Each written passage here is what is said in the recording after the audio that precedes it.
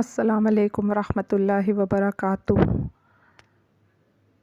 ربی اشرح لی صدری ویسر لی امری واحلل عقدۃ من لسانی یفقہوا قولی۔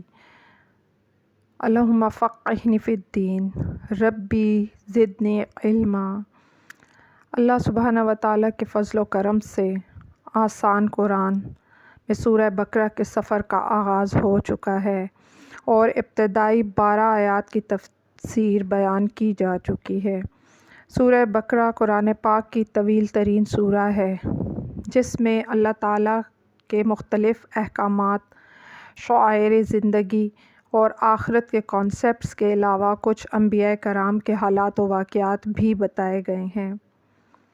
ان انبیاء کرام میں حضرت موسیٰ علیہ السلام کا ذکر سر فہرست ہے، جو کہ بنی اسرائیل کی قوم کے لیے اللہ سبحانہ و تعالیٰ کی طرف سے مبعوث کیے گئے تھے۔ سورہ بقرہ میں بنی اسرائیل کا ذکر متعدد بار ہوا ہے۔ آج کے لیکچر میں بنی اسرائیل کے اوریجن پر بات کی جائے گی، تاکہ سورہ بقرہ میں جہاں جہاں بنی اسرائیل کا ذکر آئے تو واضح رہے کہ بنی اسرائیل کون تھے۔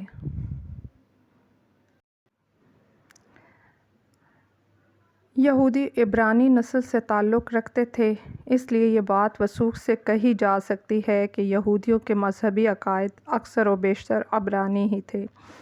سامی النسل ہونے کی وجہ سے ان کا مذہب نہایت سادہ تھا اور عربوں کے مذہب کے ساتھ کچھ ملتا جلتا تھا۔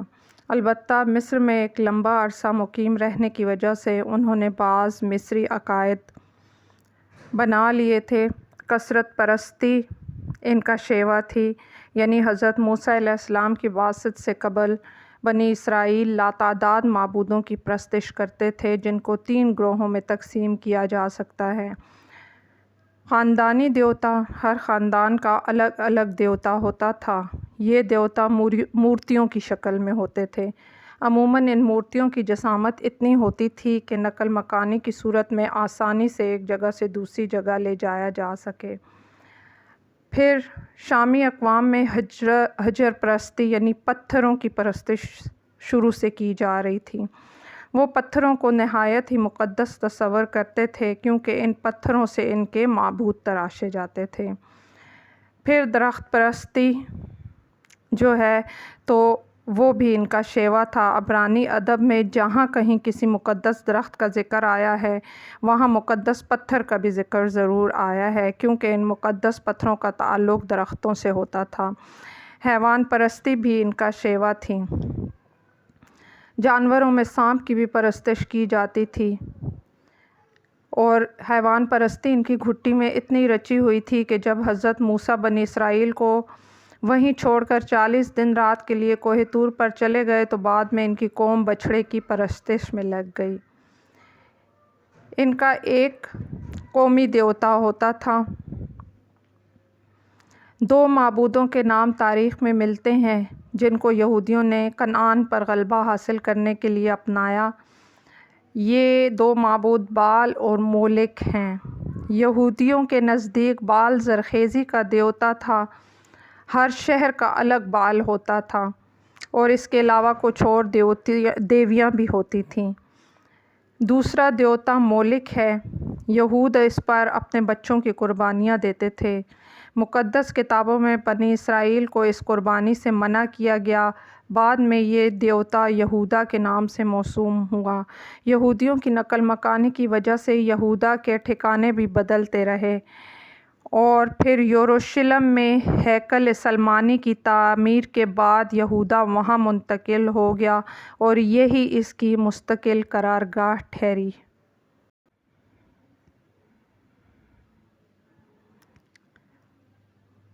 حضرت موسیٰ علیہ السلام کے والد کا نام عمران اور والدہ کا نام یوکابر تھا۔ موسیٰ رضی اللہ تعالیٰ عنہ کی ولادت ایسے وقت ہوئی جب فرعون مصر بنی اسرائیل کے بچوں کو قتل کر دیتا تھا۔ جب حضرت موسیٰ علیہ السلام پیدا ہوئے تو ان کے والدین سخت پریشان ہوئے۔ اس پریشانی کے وقت اللہ عز و جل نے حضرت موسیٰ کی ماں کے دل میں القاء کیا کہ ایک تابوت بنا کر بچہ کو اس میں رکھ کر دریا میں ڈال دے۔ حضرت موسیٰ علیہ السلام کی والدہ نے ہدایت خداوندی کے تحت ایسا ہی کیا۔ صندوق تیرتا ہوا شاہی محل کے کنارے آ لگا۔ فرعون کے گھرانے کے آدمیوں نے صندوق کو اٹھا لیا اور بچے کو محل میں لے گئے۔ فرعون نے بچے کو قتل کرنا چاہا، لیکن فرعون کی بیوی آسیہ نے بچے کو قتل نہ کرنے دیا اور کہا کہ یہ بچہ میرے اور تیرے لیے آنکھ کی ٹھنڈک ہے۔ بچہ کسی عورت کا دودھ نہیں پیتا تھا، چنانچہ موسیٰ کی ہمشیرہ جو صندوق کے پیچھے گئی تھی، اس نے آل فرعون کو یہ کہا کہ میں تمہیں ایک ایسی دایا کا پتہ بتاتی ہوں جو اس بچے کی خدمت کے لیے نہایت موزوں ہے۔ چنانچہ انہوں نے اپنی والدہ کی ہی نشاندہی کی اور اجازت چاہی کہ وہ اس کو لے آئے۔ چنانچہ موسیٰ کی ہمشیرہ گھر گئیں اور والدہ کو لے آئیں۔ بچہ اپنی والدہ کی آغوش میں آ گیا اور خدا کا وعدہ پورا ہوا کہ بچے کو تیری طرف لوٹا دیا جائے گا۔ حضرت موسیٰ نے گو شاہی محل میں پرورش پائی، لیکن ان کی آنکھیں بنی اسرائیل کے ظلم و ستم کو دیکھ رہی تھیں۔ بنی اسرائیل اس زمانہ میں نہایت ہی ذلت کی زندگی گزار رہے تھے۔ آپ کا خون اس ظلم کو دیکھ کر کھولتا۔ ایک مرتبہ آپ ایک راستے پر جا رہے تھے کہ ایک مصری ایک اسرائیلی کو مار رہا تھا۔ اسرائیلی نے آپ کو مدد کے لیے بلایا۔ آپ آگے بڑھے اور مصری کے منہ پر تمانچہ دے مارا، وہ وہیں مر گیا۔ آپ کو بہت افسوس ہوا کیونکہ آپ کا ارادہ قتل کرنے کا نہ تھا۔ آپ نے اللہ تعالیٰ سے معافی مانگی، اللہ تعالیٰ نے آپ کو معاف کر دیا۔ اس قتل کی خبر حکام کو ہو گئی۔ آپ وہاں سے بھاگ نکلے، مدینہ کی طرف چلے گئے۔ یہیں پر آپ کی شادی شیخ کبیر کی بیٹی سے ہو گئی۔ آپ 10 سال تک بکریاں چراتے رہے، پھر مصر کو روانہ ہوئے۔ جب واپس مصر جا رہے تھے تو وادی مقدس میں طور کی جانب آگ کی روشنی دیکھی تو آپ نے اپنے گھر والوں سے کہا، ٹھہر جاؤ، میں نے آگ دیکھی ہے۔ جب اس طرف گئے تو وادی کے دائیں جانب سے آواز آئی، اے موسیٰ، میں اللہ جہانوں کا پروردگار ہوں۔ یہاں ہی اللہ نے عصا اور ید بیضاء کا معجزہ دیا۔ حکم خداوندی کے تحت موسیٰ علیہ السلام فرعون کے پاس گئے، توحید کا پیغام پہنچایا، شرک اور گناہوں سے باز رہنے کی تعلیم دی، بنی اسرائیل کو اپنے پنجہ ظلم سے نجات دینے کا مطالبہ کیا۔ فرعون نے حضرت موسیٰ سے کہا، اگر تو سچا ہے تو کوئی نشانی دکھا۔ حضرت موسیٰ نے اپنا عصا ڈالا تو وہ اژدہا تھا، اور اپنا ہاتھ باہر نکالا تو وہ دیکھنے والوں کے لیے سفید تھا۔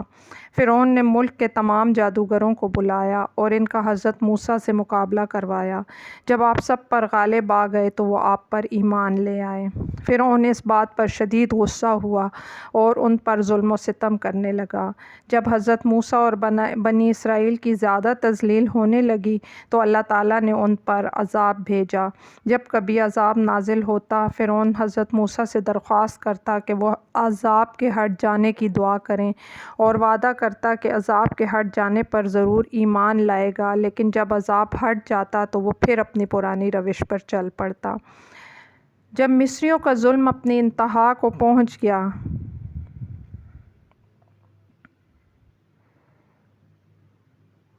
تو حضرت موسیٰ علیہ السلام خدا کے حکم کے مطابق بنی اسرائیل کو مصر سے نکال کر فلسطین کی طرف چل پڑے۔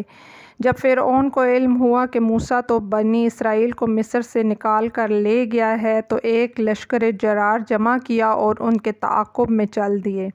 بنی اسرائیل لشکر کو دیکھ کر گھبرا گئے۔ آپ نے ان کو تسلی دی۔ جب آپ بحیرہ قلزم کے کنارے پہنچے تو کنارے سے پانی ہٹا ہوا تھا، وہ خشک راستے پر چل دیے۔ فرعون نے بھی اپنے لشکر کو اسی راستے پر ڈال دیا۔ جب بنی اسرائیل کا ہر فرد دوسرے کنارے پر پہنچ گیا تو پانی پھر اپنی اصل حالت پر آ گیا اور فرعون اور اس کا تمام لشکر غرق ہو گیا۔ جب آپ وادی سینا پہنچے تو گرمی کی شدت اور پانی نہ ہونے کی وجہ سے بنی اسرائیل گھبرا گئے۔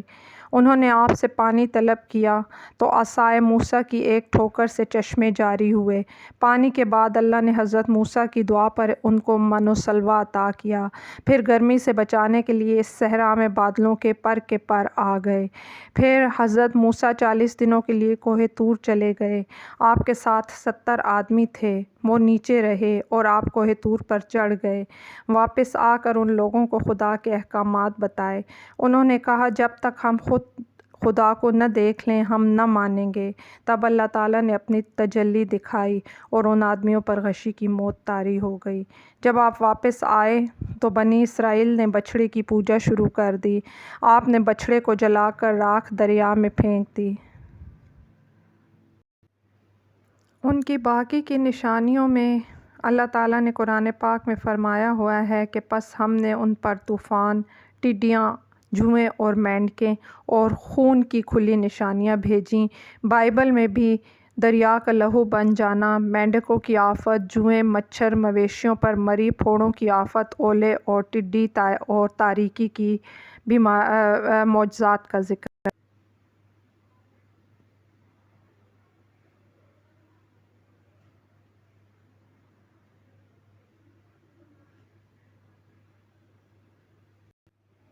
اللہ تعالیٰ نے بنی اسرائیل پر نہایت ہی انعام و اکرامات کی بارش کی تھی اور ان کو بہت معزز قوم بنایا تھا، لیکن انہوں نے بار بار اللہ تعالیٰ کی نافرمانی کی، جس کے نتیجے پر ان سے انعامات چھین لیے گئے۔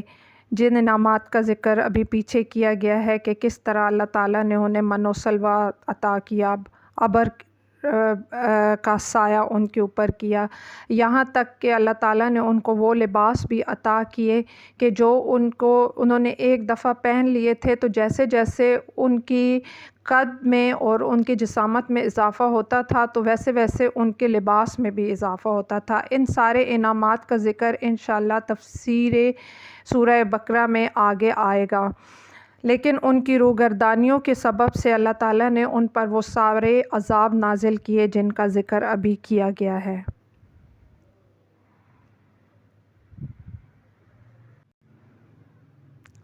ہمارے پاس قرآن کی شہادت ہے کہ اللہ تعالیٰ نے موسیٰ علیہ السلام پر تورات نازل فرمائی تھی۔ قرآن کریم سے یہ بھی ثابت ہے کہ تمام انبیاء پر اللہ تعالیٰ نے وحی نازل فرمائی، لیکن صحیفوں کا ذکر فقط 4 انبیاء حضرت ابراہیم، حضرت موسیٰ، حضرت داؤد اور عیسیٰ کے ساتھ کیا گیا ہے۔ صحیفہ ابراہیم علیہ السلام اس وقت ناپید ہے، لیکن باقی تینوں صحیفے کسی نہ کسی صورت میں موجود ہیں۔ اللہ تعالیٰ نے ایک مکمل شریعت اور دستور حیات کے طور پر موسیٰ علیہ السلام کو توریت بنی اسرائیل کے لیے دی تھی۔ قرآن پاک میں ارشاد ہے وَآتَيْنَا مُوسَى الْكِتَابَ وَجَعَلْنَاهُ هُدًى لِبَنِي إِسْرَائِيلَ، اور ہم نے موسیٰ کو کتاب دی اور اسے بنی اسرائیل کے لیے ذریعہ ہدایت بنایا۔ مزید فرمایا مَوْعِظَةً وَتَفْصِيلًا لِكُلِّ شَيْءٍ، نصیحت اور ہر ضروری چیز کے احکامات کی تفصیل ہے۔ قرآن کریم میں توریت کا ذکر نہایت خوش آئند الفاظ میں کیا گیا ہے، مثلاً الفرقان اور ضیاء اور بصائر وغیرہ۔ اس کے علاوہ قرآن کریم کی روح سے وہ توریت جو موسیٰ نے بنی اسرائیل کے سامنے پیش کی وہ اسی طرح منزل من اللہ تھی جیسے قرآن کریم سے معلوم ہوتا ہے کہ توریت موسیٰ پر 40 روزہ اعتکاف کے بعد کوہ طور پر نازل ہوئی اور انہوں نے اسے الواح پر لکھ لیا۔ نیز یہ کہ اللہ تعالیٰ نے ان الواح پر ہر شے کے متعلق بند و نصائح اور ہر امر کی تفصیلی تحریر کروا دی تھی۔ وَكَتَبْنَا لَهُ فِي الْأَلْوَاحِ مِنْ كُلِّ شَيْءٍ مَوْعِظَةً تَفْصِيلًا لِكُلِّ شَيْءٍ۔ یہ وحی موسیٰ علیہ السلام پر بلا واسطہ فرشتہ نازل ہوئی، کیونکہ قرآن کریم میں اس طریقے کو اس طرح بیان کیا گیا ہے وَكَلَّمَ اللَّهُ مُوسَىٰ تَكْلِيمًا، اور موسیٰ سے اللہ تعالیٰ نے خاص طور پر کلام فرمایا۔ اس میں شبہ نہیں ہو سکتا کہ توریت بنی اسرائیل کے لیے موسیٰ کے وقت سے لے کر بعثت خاتم النبیین تک ایک مکمل اور مفصل دستور حیات تھی، جس میں اہم اصول حیات سے لے کر جزئیات زندگی تک کے متعلق بالتفصیل احکامات تھے، مثلاً قانون جنگ، دشمنوں کے ساتھ سلوک، ازواجی ہدایات وغیرہ۔ غالباً کسی قوم کو اللہ تعالیٰ کی طرف سے اس سے پہلے اتنا جامع دستور حیات نہ دیا گیا ہوگا، اور یہ یقیناً اسی وجہ سے تھا کہ بنی اسرائیل اللہ تعالیٰ کی برگزیدہ قوم تھی اور انہیں دیگر اقوام عالم پر اللہ تعالیٰ کی طرف سے فضیلت حاصل تھی۔ جدید تنقید و تحقیق نے بالآخر یہ ثابت کر دیا ہے کہ موجودہ تورات اور دیگر صحائف عہد قدیم مذہبی عقیدے کے برخلاف اللہ کا کلام یا وحی منزل من اللہ نہیں ہیں، بلکہ ان مختلف صحائف کو انسانوں نے مختلف زمانوں میں تالیف و تصنیف کیا۔ موجودہ تورات موسیٰ کے بعد کی تالیف ہے۔